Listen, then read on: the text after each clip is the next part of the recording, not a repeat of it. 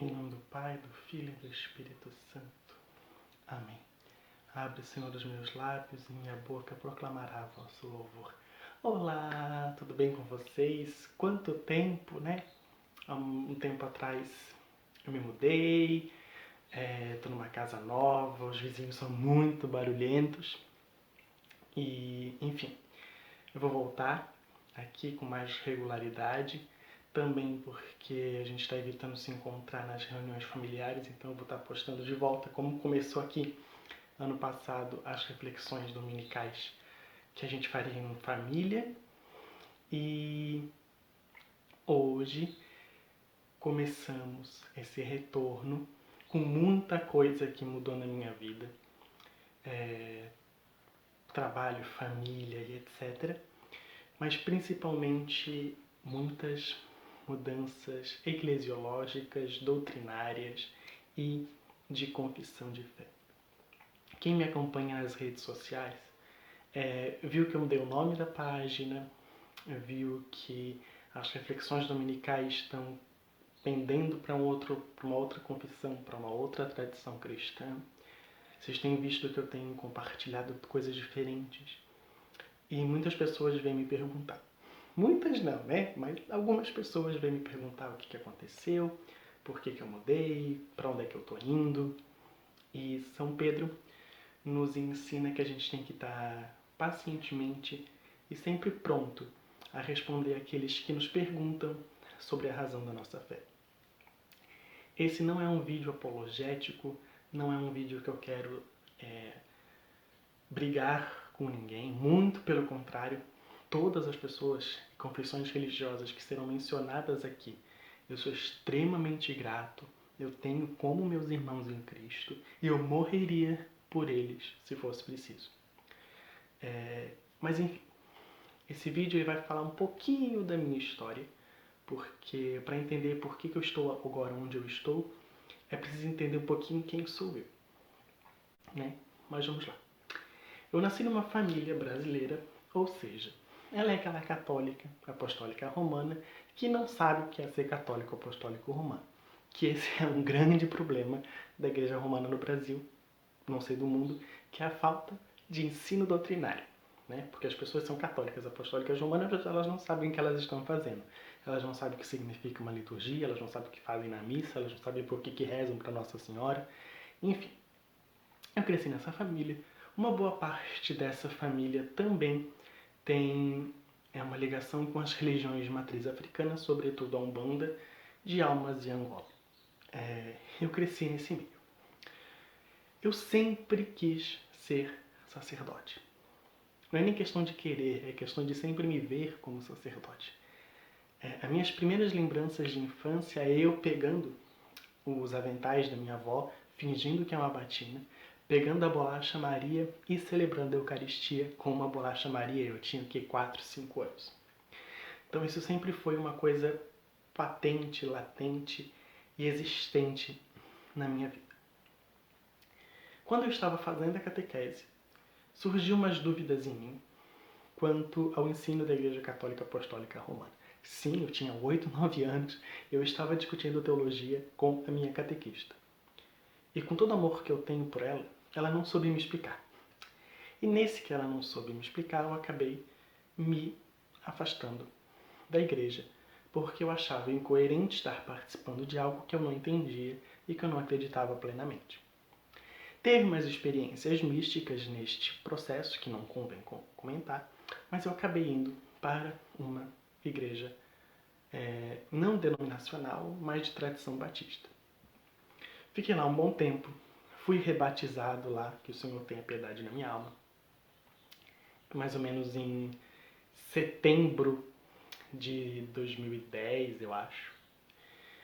E fiquei, daí minha mãe brigou com o pessoal da igreja, por motivos óbvios que não convém discutir aqui, e a gente começou a participar de uma comunidade dos expulsos desta igreja, na casa de um dos nossos irmãos, que tinha pouca teologia, mas muito amor. Muito amor. Um lugar que, independente de quem fosse, o que precisasse, a gente tinha como resolver, a gente se doava, a gente se entregava. Era de uma simplicidade Hoje, olhando, faltava muita coisa teologicamente ali. Mas o amor que tem e tinha naquele lugar, eu ainda busco ter em mim de volta. Mas eu precisei me mudar, em 2008 teve enchente, etc. A gente veio para Blumenau. Em Blumenau eu acabei indo para uma denominação pentecostal histórica, que é a Assembleia de Deus. Fiquei bom tempo na Assembleia de Deus, extremamente fundamentalista, extremamente tradicionalista, extremamente legalista, um pouco para tentar desviar de mim mesmo aquilo que eu estava começando a reconhecer em mim. Eu estava começando a reconhecer em mim que de fato eu era gay. E o fato de conseguir me livrar disso era apontando o problema dos outros. Teve vários problemas ali envolvidos, teve uma questão de que a igreja começou a parecer mais um partido político do que uma igreja, teve alguns problemas envolvendo a liderança da igreja e as finanças, que não convém mencionar aqui, porque quem me conhece mais particularmente, e para quem interessa, sabe as tretas, os problemas que estavam ali. Mais ou menos quando eu fiz 18 anos, eu saí da igreja. A gente teve uma briga feia, eu e a liderança da igreja, por causa de um congresso de crianças, em que eles gastaram um dinheiro que a gente não tinha, para trazer uma pessoa famosa para a igreja, e ela era extremamente absurda, assim, o que ela pedia. Tipo, a gente comprou ar-condicionado para a igreja não tinha nem parede direito ainda, enfim. E eu fui proibido de apresentar a peça que eu estava há um ano ensaiando com as crianças, porque eu estava de bermuda, porque era um sol de 40 graus e a gente ia mexer com lama, e a bermuda fazia parte do figurino da peça de teatro. Eu comecei a discordar, comecei a brigar, e eu estava pronto para ir para o seminário teológico missionário dessa igreja. E eu comecei a achar que eu não deveria ir para o seminário, porque eu ia estar cercado de pessoas que iam despertar em mim as tentações. E despertando em mim as tentações não ia ser um bom local. Até porque eu também estava começando a discordar do rumo político e financeiro que a igreja estava lidando na época. Nisso, acabei tendo que morar na praia. Passei um tempo na igreja de lá. Passei um tempo na quadrangular da praia. Muito bom, tenho amigos incríveis lá ainda. É um local que me acolheu perfeitamente, mesmo depois de eu ter dito que eu era gay. Que não me permitia participar dos sacramentos, mas me acolheu, me aceitou, não me encheu a paciência por causa disso. Mas eu estava começando a desacreditar no Evangelho, sobretudo porque eu estava tendo experiências e vendo pessoas que não estavam condizendo com aquilo que eu via na pessoa de Jesus, na mensagem de Jesus. E pelo acolhimento, pelo amor, pelo carinho, eu acabei indo para a Umbanda. Fiquei na Umbanda, cresci na Umbanda, tive muito amor, muito carinho, tenho uma paixão enorme por essa tradição religiosa, amo suas músicas, amo suas comidas, amo as pessoas que estão lá. Cresci, fui ordenado sacerdote umbandista em 2018 por Pai Romualdo, no rito de Omolocô. Teve umas discordâncias políticas com o meu pai de santo.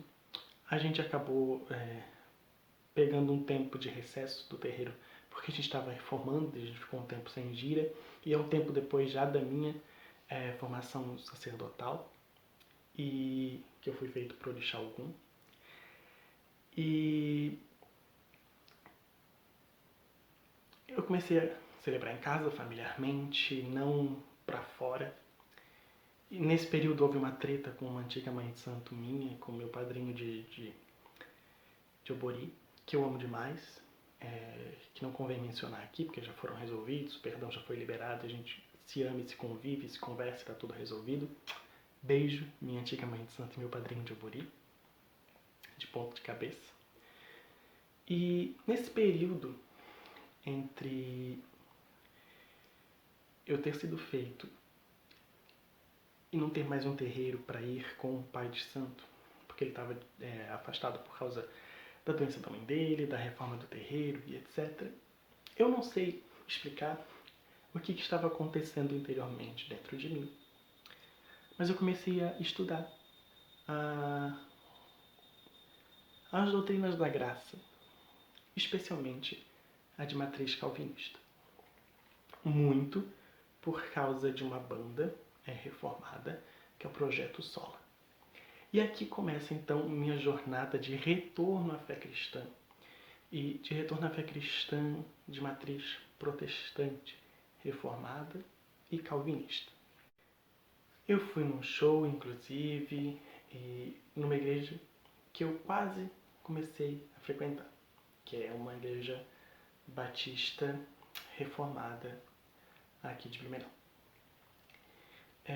Mas eu não queria ser cristão.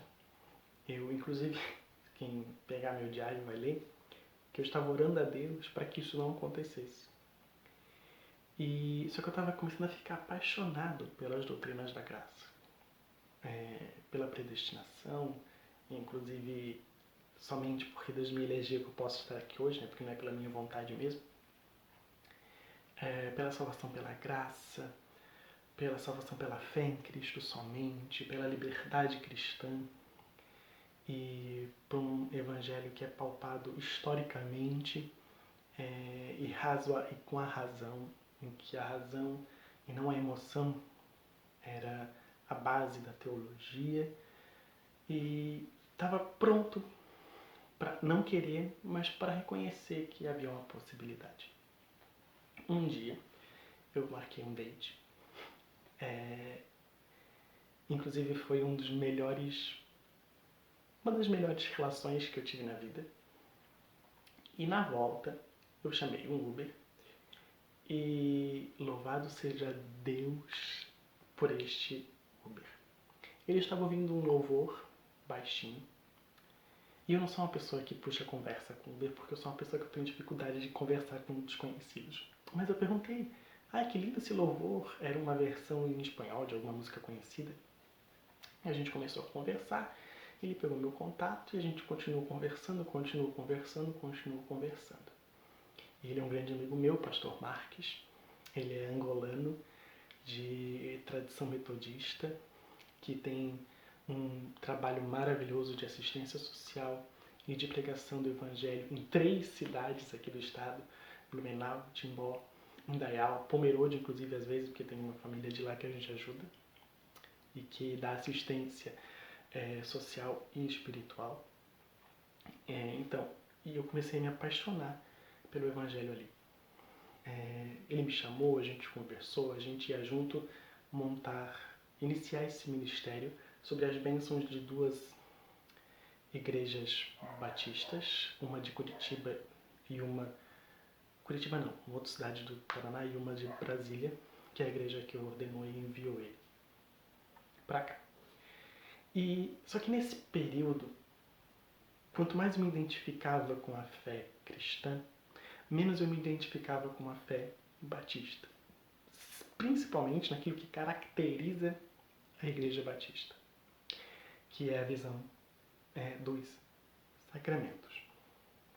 Eu comecei a ver que Jesus de fato está presente na Eucaristia. Que Jesus de fato está presente fisicamente e realmente nos elementos do sangue, dos elementos do pão e do vinho, que se transformam no corpo e sangue do nosso Senhor Jesus Cristo. E então eu tinha 2 alternativas, que era ir para Roma ou ir para uma igreja que tivesse uma visão sacramental elevada. Então, eu li a Confissão de Augsburgo, eu li o livro de Concórdia e eu me apaixonei perdidamente pela tradição evangélica. E quando eu digo tradição evangélica, é evangélica histórica, que é a tradição conhecida popularmente como luterana. Eu li, eu aceitei, eu concordei, eu achei magnífico, sobretudo o resgate que a tradição luterana faz da história da igreja, se entendendo não como um renascimento de uma igreja que se perdeu completamente, que eles são os remanescentes, os restauracionistas, que reconhecem, inclusive, salvação nas igrejas que vêm antes e nas igrejas que vêm depois, e que tem uma visão equilibrada do sacramento. E daí eu aderi a essa fé. Fiz amigos nesta fé, meus melhores amigos em questões cristãs, inclusive, são de tradição luterana ou próximos à tradição luterana, como Paulo de Juiz de Fora. E eu fui. Eu visitei, eu me apaixonei, eu amei, principalmente porque nesse período eu já estava começando a enxergar a liturgia da igreja não como algo engessado, mas como algo que traz o céu para a terra e leva a terra para o céu. E que a liturgia da igreja é uma espécie de sacramento da igreja, porque são sinais visíveis da graça invisível de Deus. E eu fui. Isso foi em março do ano passado, quando eu fui visitar a paróquia evangélica do Badenfurt. Me apresentei para os pastores de lá, amo eles de paixão, tenho um carinho enorme por eles, ouço as pregações deles às vezes, quando dá tempo, mas daí veio a pandemia. E vindo a pandemia eu acabei deixando de ir ao culto presencial por questões óbvias, né? E nesse deixar de ir ao culto eu comecei a ler as obras completas de Lutero. E lendo as obras completas de Lutero, Lutero sempre remetia aos pais da igreja. Lutero sempre remetia a Santo Agostinho. Lutero sempre remetia aos pais da igreja, né, que vieram antes dele. E nesse voltar para trás, eu pensei, tá, se Lutero está dizendo que eles sabem melhor que Lutero, vamos ler eles. E comecei a ler os pais da igreja e as obras completas de Lutero em conjunto. Lendo os pais da igreja, eu comecei a perceber que determinadas coisas da fé luterana não faziam mais sentido à luz dos pais da igreja.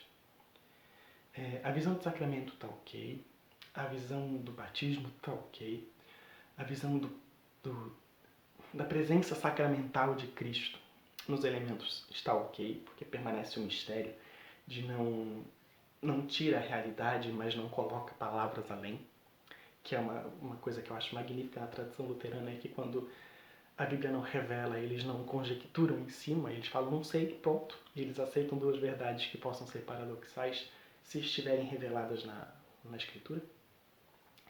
Só que algumas coisas estavam me faltando. E daí eu tentei ir para Yelb, que deu menos certo ainda. Embora eu tenha muito amor, tenha carinho por alguns reverendos da Yelb. Eu não vou citar ninguém assim, mas o Thiago Súria é maravilhoso, incrível. Mas algumas coisas que são pilares da fé luterana começou para mim não fazer mais sentido ou não bater com a razão. O principal, sola escritura. Para ser adepto da sola escritura, eu preciso deixar de pensar. E eu não estou querendo fazer apologética católica aqui. Tá? Eu estou falando aquilo que serve para mim. Porque quem nos deu a escritura foi a igreja. Então, para eu acreditar que este determinado cânon é inspirado, eu tenho que acreditar na igreja. Segundo, a própria escritura diz que nem tudo que foi falado por Cristo está escrito. São João deixa isso claríssimo, São Lucas deixa isso claríssimo. E o maior sermão de Jesus, o único sermão expositivo de Jesus, que é ele no caminho de Emaús expondo as escrituras para os discípulos, não foi registrado. E daí São Paulo vai dizer que a igreja é a coluna da verdade. São Paulo vai dizer a Timóteo para guardar aquilo que foi lhe dito por carta e por palavra. Então, para crer na sola escritura, eu preciso crer na tradição da igreja. E óbvio que a tradição luterana não nega a tradição da igreja, de maneira alguma. A tradição luterana simplesmente com o lema sola escritura quer dizer que aquilo que a tradição da igreja vai dizer que é diferente da escritura, a gente fica com a escritura e está perfeito. Só que para mim não estava mais fazendo sentido. E daí tinha o fato de que os luteranos no Brasil, e é uma falta de vontade de querer resolver isso, porque facilmente podia ser resolvido, não tem sucessão apostólica. No sentido de não ter um governo episcopal. Esse governo episcopal é bíblico e está na tradição da igreja desde o princípio. E daí aquilo começou a me fazer falta, porque eu comecei a perceber que talvez o sacramento ali tivesse um defeito. Que ele é plenamente recebido pela fé e pela ação do Espírito Santo, porque Deus age misericordiosamente ali, porque age também misericordiosamente no defeito que existe na tradição católica romana, mas que faltava alguma coisa. E daí eu comecei a flertar com o anglicanismo, que é uma tradição reformada, protestante, evangélica, mas que tem sucessão apostólica. E eu não vou entrar nos quesitos da Igreja Evangélica, da Igreja Episcopal Anglicana do Brasil, mas eles não têm aqui perto de casa. Simplesmente eu ia estar numa igreja que não existe. Não tem como eu congregar. E daí, nesse meio tempo, lendo os pais da igreja, lendo visões diferentes da interpretação dos pais da igreja, eu me deparei com a fé ortodoxa. Primeiramente, apaixonado pela liturgia oriental, pela proscromídia, pela anáfora, pelos condáquion, pelas orações, pelas prostrações. Eu me apaixonei pela liturgia e pela cultura da igreja cristã, católica, oriental, ortodoxa. Copta, egípcia, etíope, bizantina, assíria, etc. E liturgia por liturgia, a gente poderia ter a liturgia com a fé reformada, porque inclusive existem igrejas batistas com liturgia oriental. E daí tem um outro quesito, que nesse processo de voltar à fé cristã, eu comecei a me reunir com alguns amigos e alguns familiares para estudar as Escrituras. E nós estávamos desejosos de receber os sacramentos. Enquanto eu ainda estava na fé batista, em que o sacramento era só uma coisa que a gente fazia para rememorar o sacrifício de Cristo, o que a gente fazia? Conversei com alguns amigos batistas, todos eles autorizaram e tal. Quando eu comecei a ver que aquilo não era só uma memória, que aquilo era verdadeiramente o corpo de Cristo, e que se a gente fizesse aquilo de forma indigna ou de forma não autorizada pela igreja, a gente podia estar correndo em sacrilégio, em doença e etc. Eu comecei a buscar principalmente uma igreja por causa disso, e para entrar no seminário, para receber a ordenação, para poder fazer isso com a minha família de maneira digna, de maneira válida, de maneira eficaz.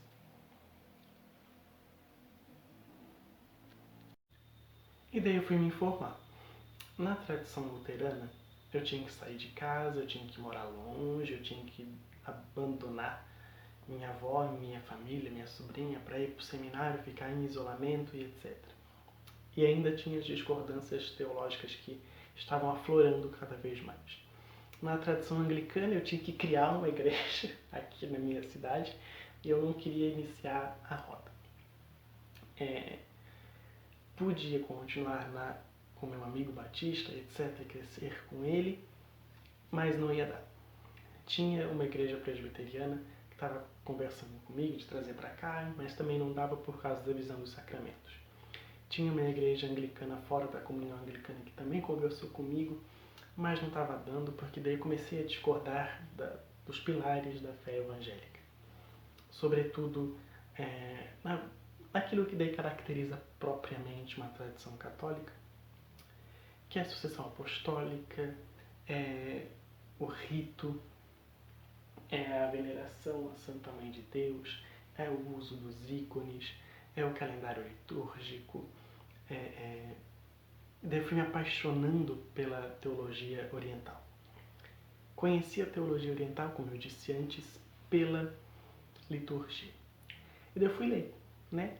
Fui ler a liturgia, fui conhecer a liturgia, porque aquilo que a gente reza na liturgia é aquilo que a igreja crê. E daí eu percebi que eu me apaixonei. Eu concordei, eu vi coerência, eu vi apostolicidade, eu vi biblicidade naquilo, principalmente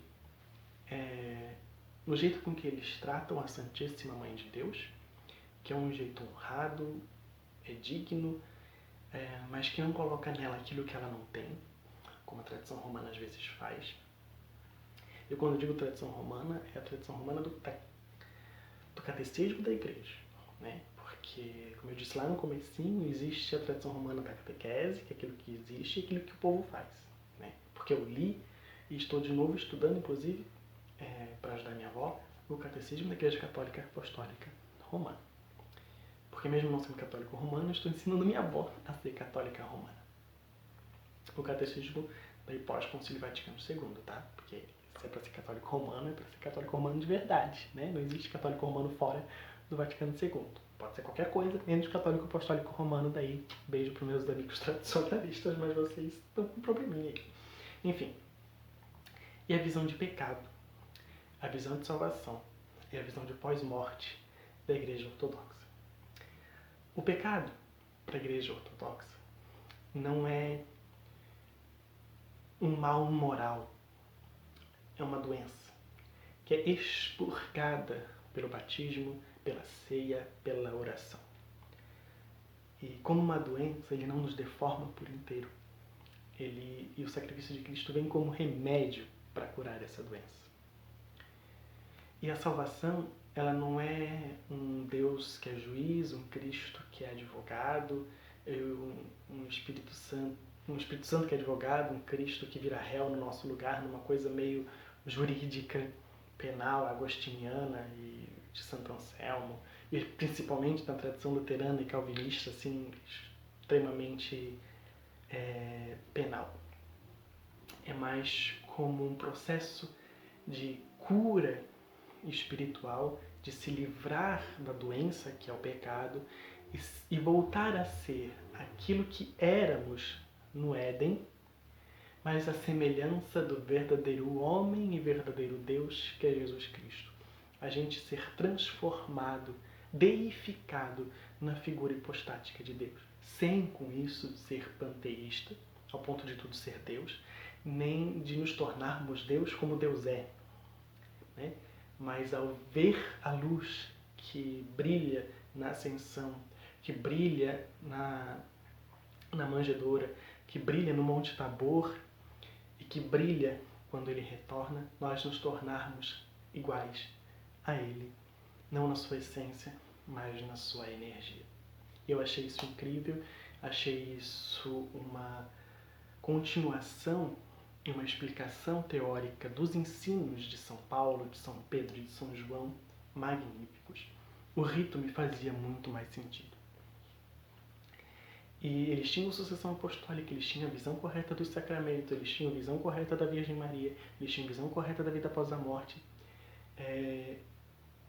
Porque eu discordo do purgatório, eu discordo da Imaculada Conceição de Maria, a gente tem divergências quanto à ascensão de Maria, embora ambos concordemos que ela esteja no céu, orando por nós ao lado de Deus como rainha, mas como isso acontece, existe uma diferença. Embora eu pudesse aceitar isso tranquilamente se eu fosse me submeter a Roma, que eu tentei. Mas, de novo, por causa da minha família, que para mim, deixar minha casa e ir pro seminário, longe de tudo, era a melhor coisa possível. Minha família me dá muito problema. Minha família não é cristã, meus irmãos não são cristãos.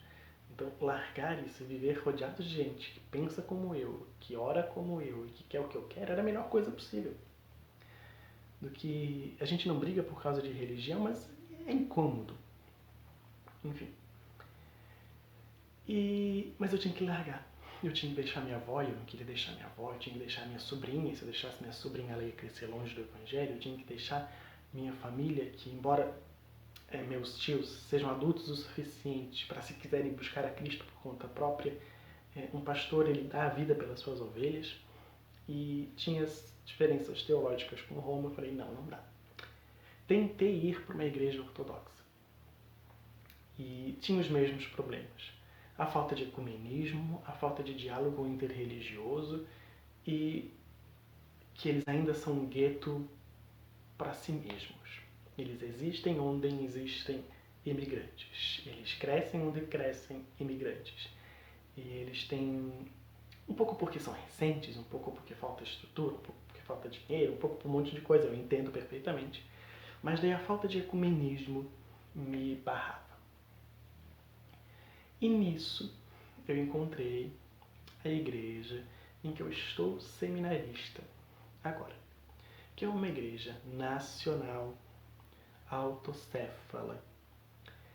com sucessão apostólica petrina, de teologia ortodoxa, principalmente naquilo que foi decidido com a Igreja indivisa antes do cisma de Roma, né, quando Roma colocou uma cláusula mais no credo e começou a se colocar sobre si mesmo uma primazia, diferente daquilo que a gente enxerga como a primazia de Pedro, mas uma supremacia de Pedro. Então a gente tem uma sucessão apostólica petrina, uma teologia ortodoxa oriental, sobretudo vinda do Egito, dos coptas, dos etíopes, e com a aceitação dos 7, 8 concílios ecumênicos da Igreja Indivisa, e uma cultura monástica, uma cultura exicasta, uma cultura não paroquiana, ou seja, tudo aquilo que a gente vive na simplicidade daquilo que os celtas, os antigos irlandeses, ingleses, bretões, franceses, em tese um pouco, portugueses antes da latinização, acreditavam.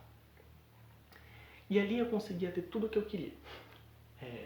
Tudo aquilo que eu via nos Santos Padres, que eu via na Bíblia, que eu via na tradição da Igreja, e que eu não precisava abrir mão de ser quem eu sou, nem da minha família para isso.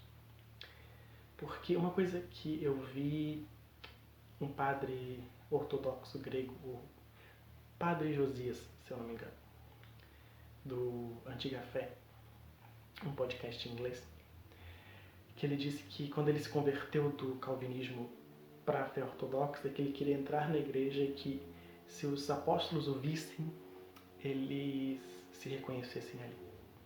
E que os filhos dele, daqui 200 anos, também estivessem na mesma fé.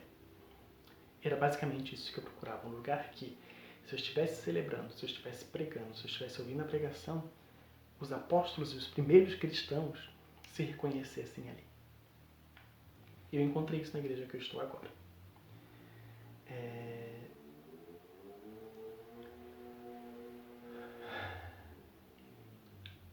Eu tenho ainda muita coisa que eu preciso aprender. Esse vídeo não é um vídeo dogmático, não é um vídeo apologético, é mais um vídeo para responder os meus amigos e as pessoas que vão chegando e vão me conhecendo. E eu já vou falar daquilo que interessa para a maioria de vocês, que é a questão de eu ser gay. E eu estou agora nessa igreja, estou seminarista dessa igreja, pretendo ser ordenado nessa igreja, porque ela tem tudo aquilo que uma igreja precisa ter: os sacramentos, a associação apostólica, o depósito da tradição da igreja da fé, uma liberdade de crença, uma liberdade de diálogo, e sem o luxo, sem os exageros, sem as invencionices, e com uma possibilidade de diálogo bem grande, de crescimento espiritual bem grande, e que para mim tem sido maravilhoso. Oi, eu estava aqui editando o vídeo e eu achei melhor deixar a parte da religiosidade e da sexualidade separado, porque ele estava ficando muito grande. Então, curte esse vídeo, se inscreve no canal, comenta aqui embaixo se ficou alguma dúvida, que eu tentei responder as dúvidas que vocês mandaram para mim lá no Instagram. Aproveitem, me segue nas redes sociais, @gritoortodoxo, em todas elas. E semana que vem a gente vem com a continuação, respondendo as perguntas sobre ser comunista, ser gay e ser cristão. Beijo, que a Santíssima Trindade e a Theotokos abençoe a todos nós.